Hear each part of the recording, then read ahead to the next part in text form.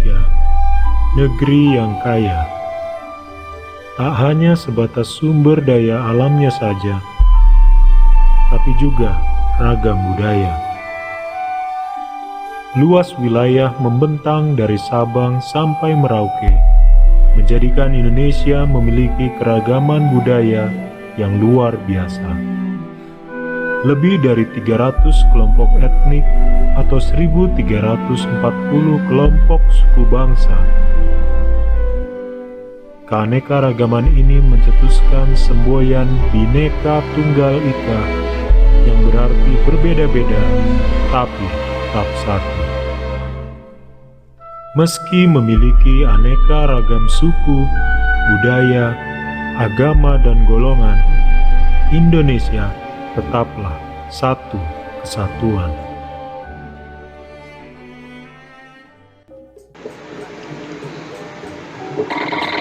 Baik, di sini kakak akan menjawab tentang arti dan juga penjelasan dari kata meniru-niru.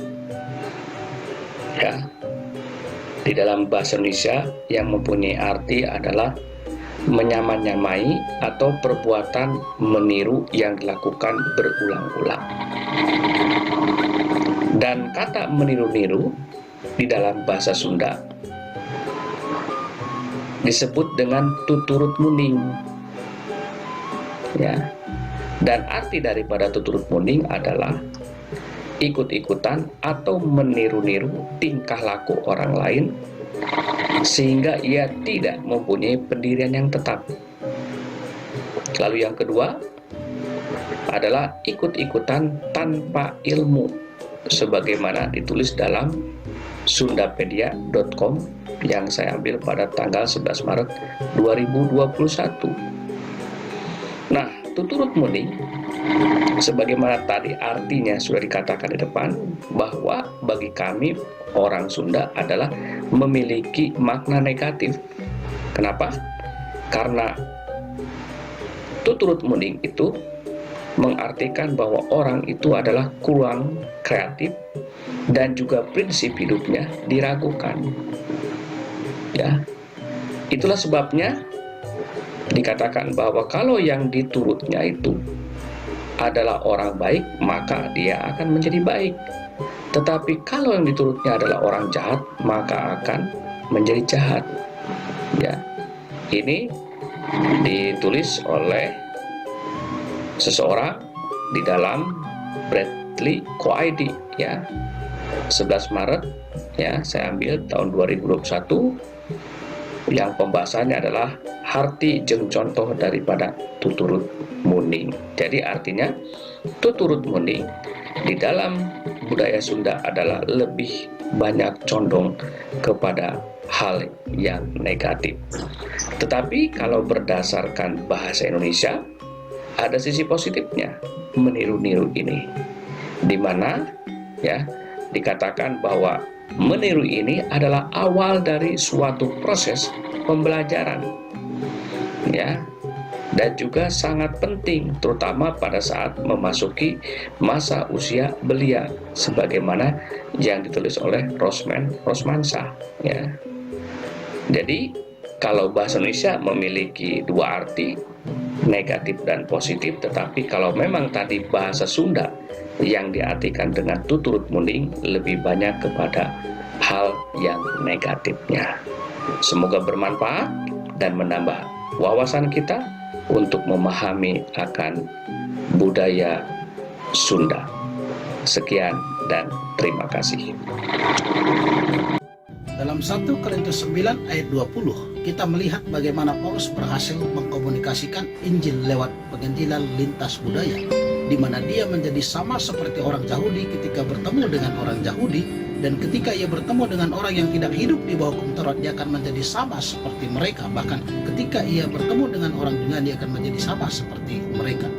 Brill dan juga Barclay mengatakan bahwa keberhasilan Paulus mengkomunikasikan Injil dengan efektif untuk memenangkan mereka adalah oleh karena Paulus mengikuti adat kebiasaan mereka, tetapi tidak melanggar akan azas-azas kebenaran yang disampaikan oleh Kristus. Apresiasi keragaman budaya. khususnya mengenai budaya Sunda. Dalam Galatia 3 ayat 27 dikatakan jika kita mau menjadi keluarga Kristus, haruslah kita menerima baptisan kudus. Setiap orang yang sudah menerima baptisan kudus harus meninggalkan tabiat lama seperti perkataan tidak benar, pemarah, pendendam, pertikaian, fitnah, dan sebagainya. Dan kita harus mengenakan tabiat baru yaitu tabiat Kristus seperti berkata yang benar, menjaga hubungan yang baik, taat kepada Kristus, dan sebagainya. Apa hasil saat kita menerima Yesus dalam hidup kita? Efesus 2 ayat 14 mengatakan, karena dialah damai sejahtera kita yang telah mempersatukan kedua pihak dan yang telah merubuhkan tembok pemisah yaitu perseteruan. Jadi saat kita memperoleh Yesus dalam diri kita, tidak akan pernah ada perbedaan yang akan menjadikan kita itu masalah. Seperti agama, kultur, bahasa atau bangsa, itu tidak akan pernah menjadi masalah buat kita. Karena apa? Kita terus sudah memiliki Yesus dan kita sudah memiliki damai. Dan apa rencana kita untuk menjadikan itu hidup dalam diri kita? Kita pelajari bagaimana sifat Kristus, kita pelajari bagaimana cara hidupnya dia, yaitu mempelajari Alkitab dan semakin dekat kepada Tuhan. Asal dan sejarah budaya Sunda.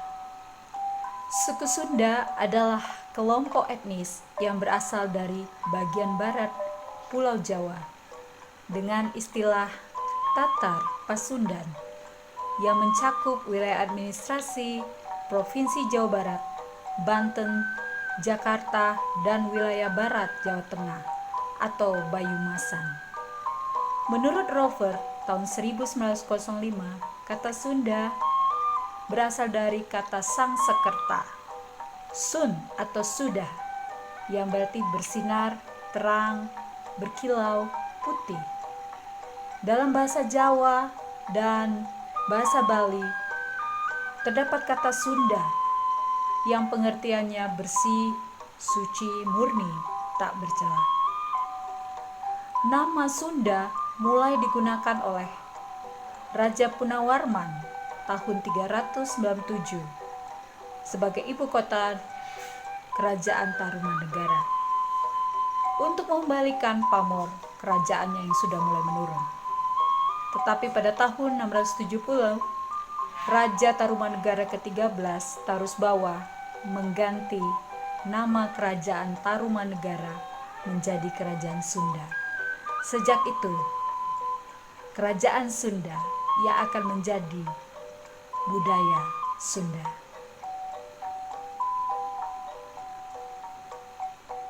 Bahasa yang digunakan.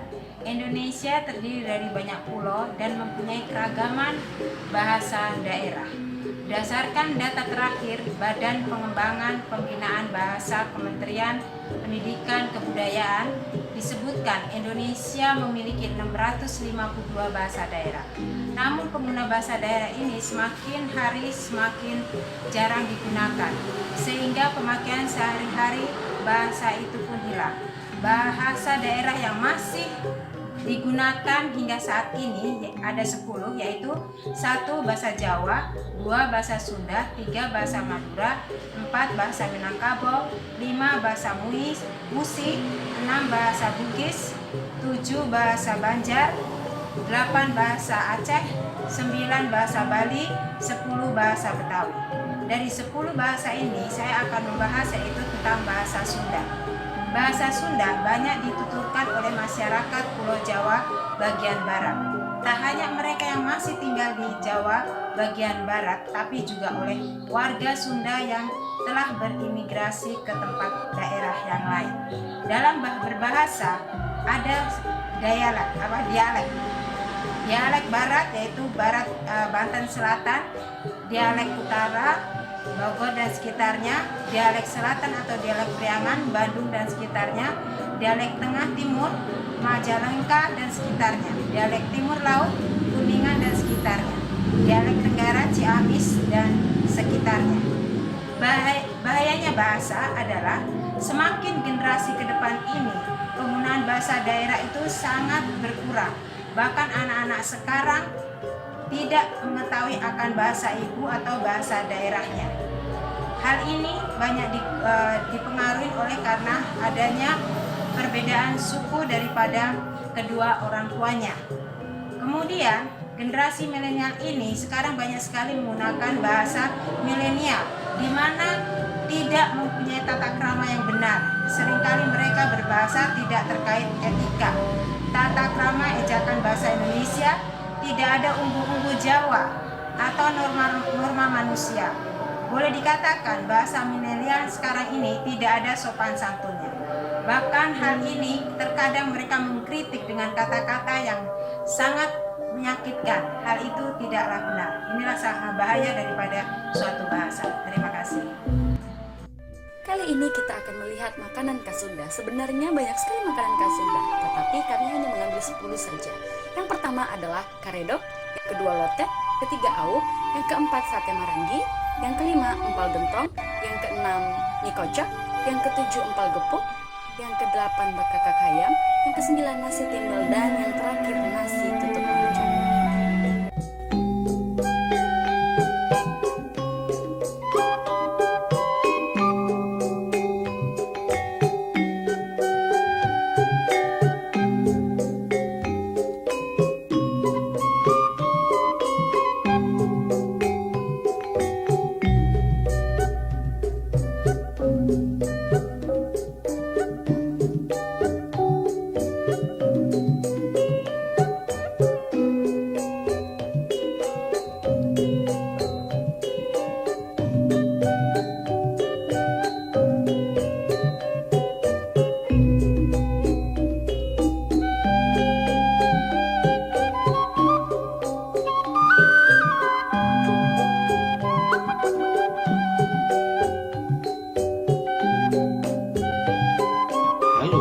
Kesempatan ini saya akan membahas mengenai rumah adat Sunda yang berada di Jawa Barat.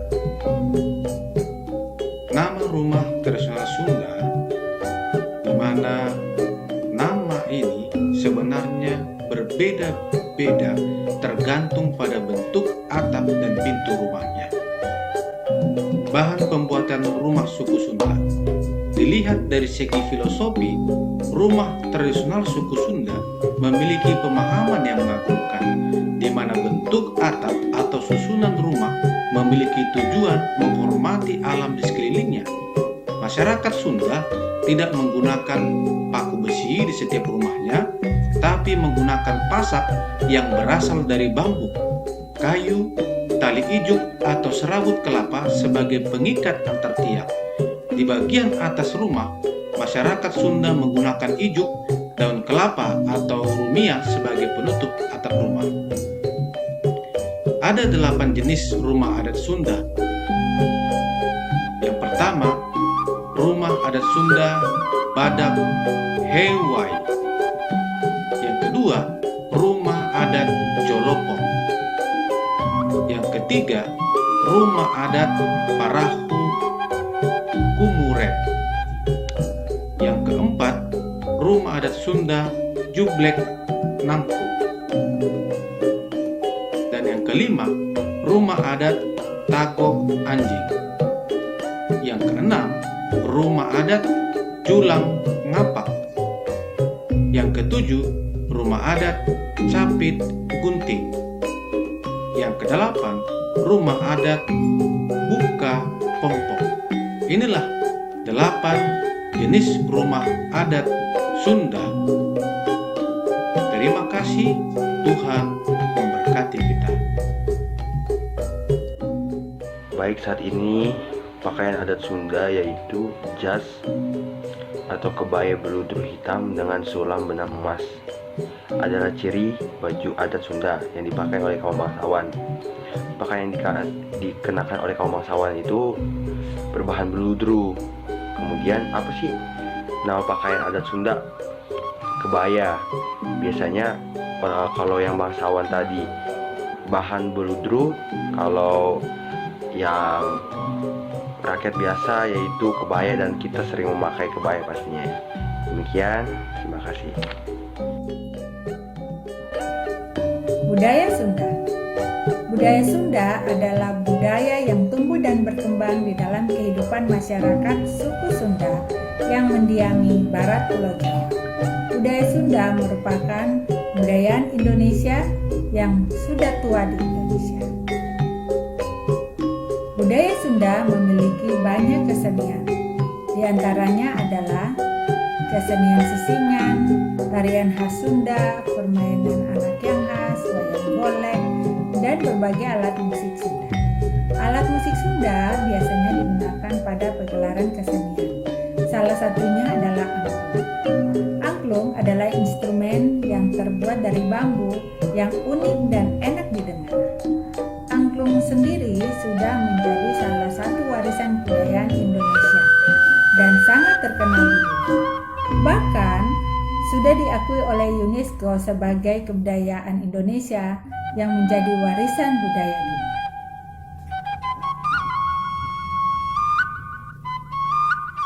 Mari kita mengenal adat Sunda lebih dekat lagi melalui upacara adat Sunda. Ada begitu banyak upacara adat Sunda, namun saya akan paparkan satu saja upacara adat Sunda, yaitu Serenteun.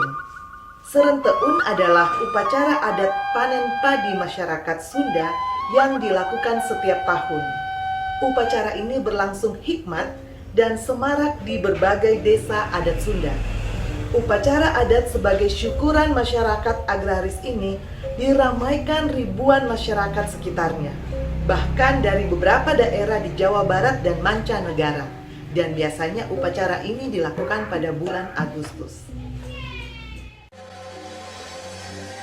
Alat musik khas Sunda. Ada 10 alat musik khas Sunda. Yang pertama, gendang Sunda. Yang kedua, tarawangsa. Yang ketiga, jenglong. Yang keempat, suling Sunda. Yang kelima, karinding. Yang keenam, arumba. Yang ketujuh, angklung. Yang ke-8, calung.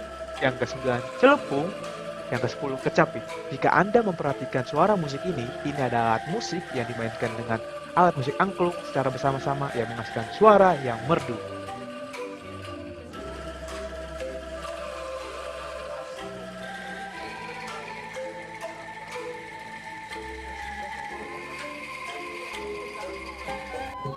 Dari Wikipedia, Sunda terkenal dengan seni suaranya. Pada saat mereka bermain musik, mereka menggunakan namanya gamelan degung. Bagaimana sekelompok orang mereka bermain musik. Dan pada saat bermain musik ada juga yang menyanyi yang disebut sinden. Di dalam Wikipedia tersebut ada 5 lagu yang merupakan lagu daripada Sunda. Sebenarnya banyak ya, tapi Wikipedia menyebutkan yang pertama adalah Bubi Wulan, yang kedua Es Lilin, ketiga Manuk Dalik, keempat Tokecang, kelima adalah lagu Mojang Priangan. Pengaruh pasar global terhadap perkembangan budaya Sunda dapat kita lihat contohnya dalam permainan tradisional seperti gala asing yang mulai tergeser ke penggunaan gadget. Kemudian dalam hal bahasa yang dulunya memakai bahasa Sunda asli sekarang sudah mulai perlahan ditinggalkan dan menggunakan bahasa campuran bahasa Inggris. Lalu kita bisa juga melihat dalam hal pakaian adanya pengaruh budaya asing atau budaya barat yang mulai lebih digemari daripada memakai pakaian tradisional. Dan juga dalam hal makanan, orang-orang lebih banyak mengkonsumsi makanan junk food daripada makanan tradisional. Ada banyak museum yang dapat mempelajari budaya Sunda, tapi kami hanya mengambil 2 saja. Yang pertama adalah Museum Balai Indung Rahayu, dan yang kedua Museum Sri Baduga. Mari kita lihat video berikut.